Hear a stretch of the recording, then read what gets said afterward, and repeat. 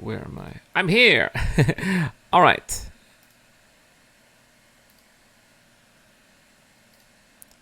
Welcome back to the channel, guys. It's Irad, and in today's video we are going to react to a video from ObsidianAnt. We love ObsidianAnt on the channel, and ObsidianAnt is talking to us about Qanga, which he calls that a massive space game with seamless landing, atmospheric planets, and more. Could this be an interesting alternative to Star Citizen? Well, let's check it out right now.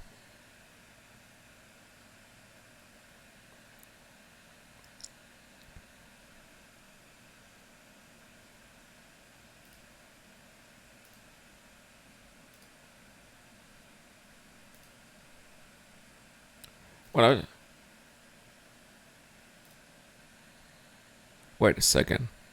Wait a second. Can you guys hear what Obsidian is saying? Let's check it out. Yeah, it doesn't seem like there's any sound. Oh, that's because I turned off the I turned off the audio. I'm gonna have to try to do it again. Sorry. I turned off the audio. I'm gonna have to try to do it again. Sorry. I turned off the audio. There we go. Sorry about these technical difficulties. I haven't done a live stream in a long time. Alright, let's check it out again. Now, it's not often we get brand new open world sandbox space games with seamless planetary transitions and no loading screens whatsoever. Nice, right? That's like Star Citizen. What else is there? Well, Elite Dangerous technically has loading screens, so that's not really working, right? But that's exactly what we've got here with Qanga, or Qanga, as this game's called. This is an indie title. It's available right now on Steam, both to purchase as well as a demo. I have to say, it looks very impressive. And look, the space there, space is black, space is not green. So that's already something that's better than Star Citizen. Keep in mind, this is an early access title, and well, it does have a few various, shall we say, bits of jankiness. Oh, that's Mars. All right, they're in the solar system. This looks great. Now, there's obviously things that need to be improved.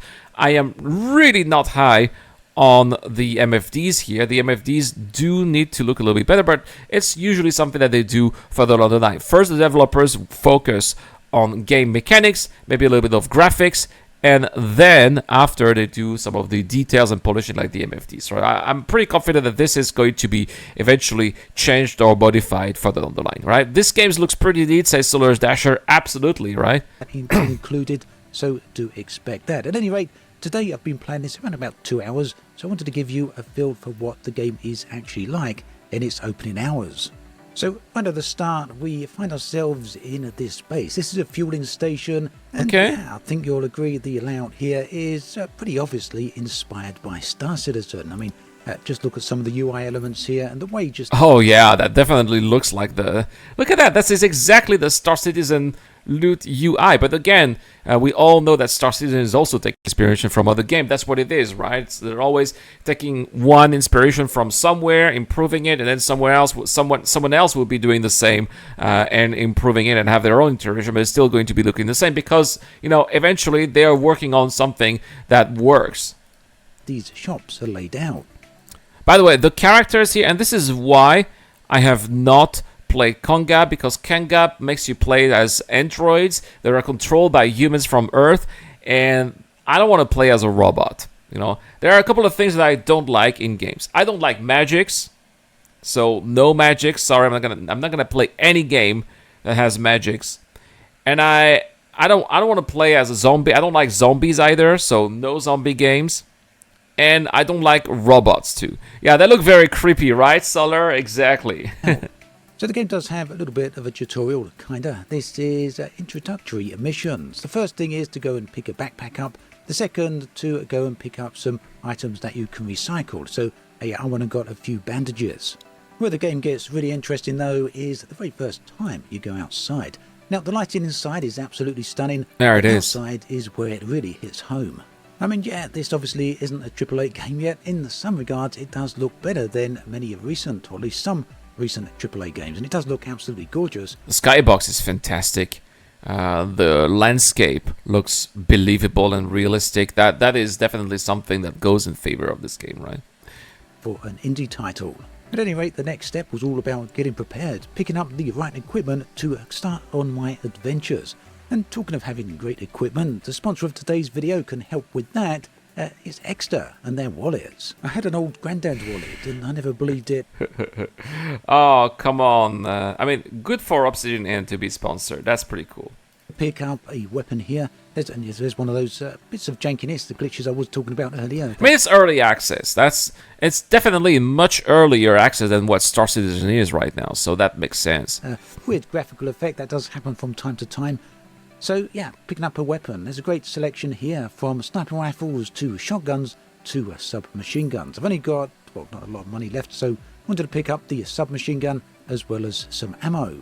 And here's a quick look from the top of the refueling tower. Again, getting close to sunset here, but does look very nice. So the refueling tower that we're now, where is this located? Is relatively small in the grand scheme of things. Is it on Earth or is it on Mars? Doesn't look like Mars. Mars doesn't have a sky like this. Dotted elsewhere around the planet are full-on cities, and these are very big. I haven't visited one in the full game, but I did visit one in the demo I tried a while back, and here comes out a lift, taking me further up. Outside. Now, good point here.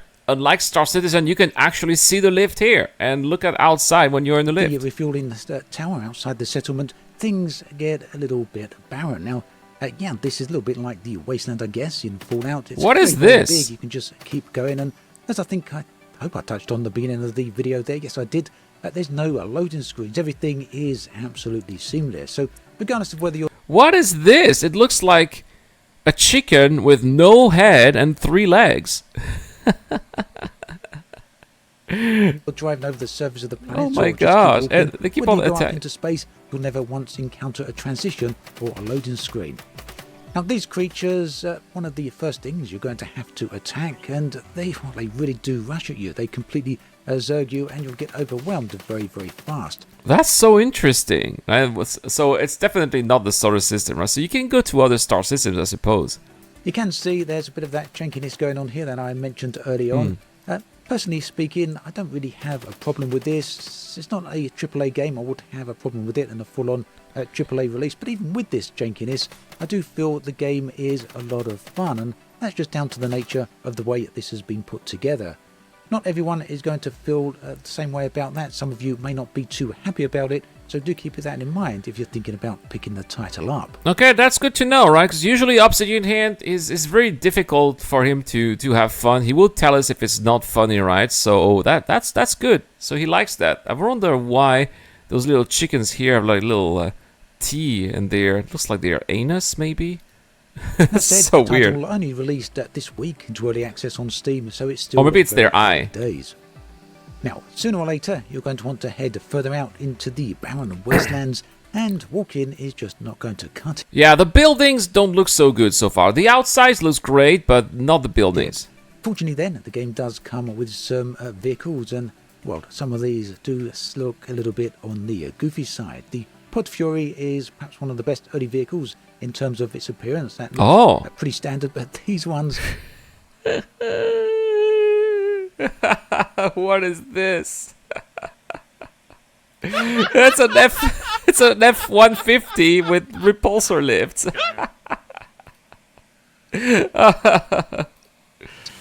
Yeah, I kind of hope these are just placeholders and that we get something a little bit better as time moves on. A little bit better, something a lot better, hopefully. Yeah, they've got to be placeholders, right? I cannot imagine this would be what their game is. So, nice and cheap and cheerful.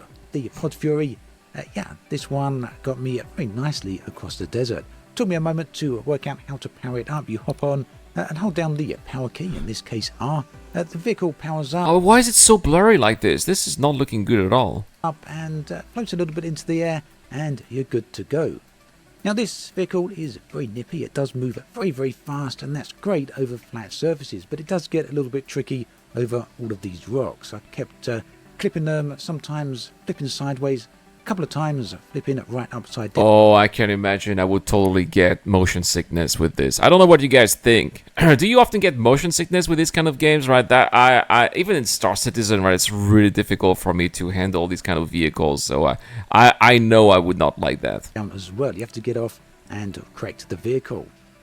Sooner or later, though, I reached the mission destination. This was my first mission, and it was to destroy a nest of these creatures. And just look how many of them there are here.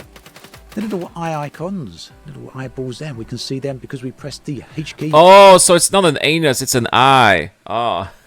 That activates a scanner, which lets us know what's going on in the vicinity. Getting a bit overwhelmed My quite God. quickly with all these little creatures, I ran towards a settlement. Well, you know what you need? You need a flamethrower. You know, Qanga developers, if you're watching this, you know I know you're French, right? You need a flamethrower. Il y a besoin d'un lance-flamme. That's what you need.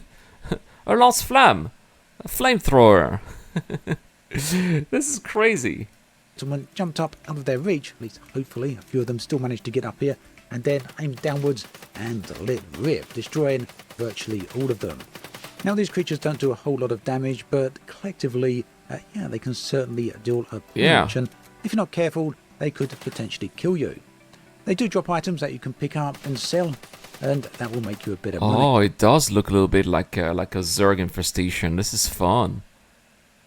Yeah, right? It did some work, exactly. Finally, I So. had to destroy the nest itself, which was spawning those creatures. That completed the mission, and it was time to head back. But, you know, I'd left the vehicle running, and it had run out of fuel. That meant, yeah, I had to walk back. Oh my gosh. Oh, wow. How... Optimal when you're walking over 2.5 kilometers. Took me a little while. Oh, that's long. I mean, it's Star Citizen. Sometimes I do that, right? Sometimes I do little treks several kilometers long. A 10-kilometer long trek in Star Citizen is 40 minutes-ish. So, yeah, 2 kilometers is going to take a good 15 to 10 minutes, right? Again, not great at night either, but yeah, I was there sooner than I expected at any rate, so no real hardship. Returning to the mission giver, again, I kind of hope that these androids are placeholders. They don't look bad, I don't look absolutely terrible, but, well, yeah, maybe they do. I don't like this is something then. I don't like the idea of the game universe being filled by robots or androids. And I know that this is part of the story that the Qanga developers have tried to create for their game. I just don't like it. Make it just people living out there trying to settle the universe. It's so much more awe-inspiring than just being, you know, stuck on Earth and sending robots everywhere. That's gloomy. It's creepy. It's not. Nobody's dreaming of that. Kind of mannequin looking, a little bit too stiff, so hopefully that's something we see fixed over time. Now, around the corner we got another mission. This is sort of like a parcel area, a little bit like the Amazon drop-offs things you get in It's very similar like you have in Star Citizen, right? towns and shops. But yeah, obviously, again, there's some inspiration here from Star Citizen. There Picking we up go. this parcel, it was It's ObsidianAnt, he knows his stuff, right? time to deliver it to a site around about 100 kilometers away, and this meant picking up the first spaceship. We got two options here: $5,000, $50,000. Couldn't afford the more expensive one, so went with the cheap one. Now, All right, looking okay. Works pretty well. Although that said, you're probably going to laugh at me here, but I couldn't work out how to get into the ship. There's no obvious access point, although, you know, the way I am sometimes, I can miss very clearly marked things. So maybe It's it was on there. top. Anyway, found it easier to simply jump up on the roof and get in from this way, but Yeah, that's something that they are going to have to improve here. And that's just really what I like with this video here from Obsidian. And he's bringing in also constructive criticism, which is going to be invaluable for the devs if they listen to it, so that then they can implement the changes and do the right changes that the players are expecting for this kind of game. it does look like the ship does have a bit of an interior look to the back there, not too dissimilar to Star Citizen. Yeah, I'm sure this can't be the correct way of getting in. So, inside the ship, our key to power up, again like with the vehicle, and we are good to go. Let's not hit the roof of the hangar part here. The flight model is pretty decent. It's about what you'd expect. It moves left and right with the mouse and keyboard. So mouse gives you... Okay, so you got turns 6 on the degrees of freedom, axis. right? The acceleration is the W key. Shift, hold down for boost. And by default, you start off with the stationary mode. This, you can see, gives you the downwards vertical thrusters. Actually flew a little bit too far on that, not realizing that you have to press the T key, and that will allow you to go into travel mode, and at which point you can accelerate right up. Just look at the difference here. We soon accelerate up to at some pretty phenomenal speeds. Oh, So in what I atmosphere? was, well, intended to do here is head towards the mission objective. That's the other zone up in the distance there. And this is what I wished we could do in Star Citizen with our ships, right? In Star Citizen, we're stuck at, 200 meters per second, 300, but I wish we could go even faster than that, right? I mean, come on, it's taking place in the 30th century. Surely aircrafts can go much faster than that. Marked by the green icon, but I couldn't resist. I wanted to get up into space. So yeah, we have got full-on volumetric clouds here. We can see them just above. At this point, I decided, Really? So it's not a skybox skybox? mission zone. I'm going to fly into space instead. So we pitched upwards and off we went. And you'll see us fly through the clouds here. Now, this Really? section, I'm not going to put a cut in it. I have put some pretty rapid cuts throughout this video, but I found that the best way to convey some of the, many of the activities you can actually do in this game. But this one is going to be a bit of a long cut. Well, look at this. Looks better in the Star City. These volumetric clouds, they look great. They don't have the grainy aspect that we have in Star Citizen. That's great. I know a lot of you, especially fans of space games, really do enjoy the idea of leaving planetary surfaces and flying up to space. So we're going to do this without a cut. And no, that wasn't a cut there. That was just me pressing the V key to get to the external camera. So yeah, this transition is really nice indeed. No, Okay, this is getting me hooked. I like that. I do enjoy a nice seamless transition that we can actually fly ourselves, not like in Star Wars Squadrons, for example, right? And that we can do that on planets with life, not like in Elite Dangerous, for example, as well. This is great. Loading screens, no, actual real loading screens, just real genuine seamless transitions from surface to space. Now, it really does make you wonder, doesn't it, that if indie studios can achieve this, why can't AAA studios? Right. It's absolutely baffling to me. Now, when we're up in space, this is actually our real solar system, our solar system. We got Earth here, we got the Moon, we got Mars, we got Uranus, Saturn, Neptune, Jupiter, I think Neptune, and many of the moons there as well. Oh, look There's at also that. the rings the as moon. well, and the asteroids that they're in for Jupiter, I do believe, or is it Saturn? One of the two. And then we have it, a quick transition to the moon as well. Oh, that's so That is a case of cool. simply aligning with your target, pressing the U key to enter warp, and a nice seamless transition to the moon. Little bit of loading going in here. Yeah, that should not have been happening, right? But that's so cool. Just fly to the moon just like that, right? Who doesn't want to fly from Earth to the For moon? the asset for this jump node, these are sort of like, how should we say it? These are sort of like reference points, jump points to which you can jump to. A little bit like the nodes that you get in the Star Citizen, and they allow you to much easily navigate around the areas. Finally, I just want to show you the trip to Mars. I'm still in the orbit of the moon here, aligning with the icon to Mars, holding down the U key, and off we go. So this journey does take a little bit longer than the one to the moon, so I will put a cut in here. Oh wow, so it does take some time in a warp drive, right? Warp drive. But yeah, we've got a whole bunch of different planets we can drop down to, and They have the solar system at a 1-to-1 scale, it seems, eh? That's also pretty impressive. in Qanga. And yeah, I think the sense of scale here, even though it's only got a single star system, is something that's very, very impressive. Okay, so obviously this is just sort of a superficial look at what we can find in the game, and there's a little bit more of that jank there. Yeah, sort of a superficial look at the game is pretty much what I experienced within the first 2 hours of playing it. Obviously, the full extent of the game will only reveal itself with a bit of a longer play, but I do feel what you've seen here today should give you a bit of a sense of what you can expect from it. Oh, and yes, there's also a base building here, so yeah.